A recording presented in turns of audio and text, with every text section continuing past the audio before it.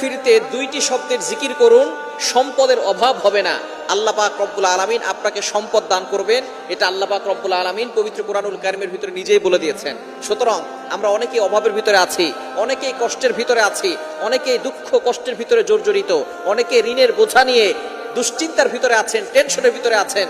যত ধরনের টেনশন আছে, যারা ফ্রাস্ট্রেটেড পিপল, তাদের জন্য এই দুইটি আমলের কথা বলবো।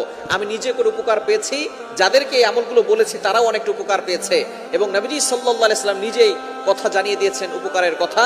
আল্লাহ পাক রব্বুল আলামিন নিজে বলে দিয়েছেন। আপনি চলতেছেন ফিরতেছেন, ওযু ছাড়াও আপনি আমলগুলো করতে পারবেন। একেবারে সহজ দুইটি আমল। নাম্বার 1, এক নাম্বার আমল হচ্ছে ইস্তেগফার। আস্তাগফিরুল্লাহ, আস্তাগফিরুল্লাহ, আস্তাগফিরুল্লাহ। এই শব্দ কি অনেক কঠিন।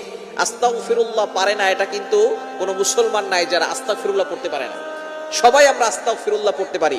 এর উপকার কি কি আল্লাহ পাক রব্বুল আলামিন নিজে বলছেন। কোরআন খুলেন 29 নম্বর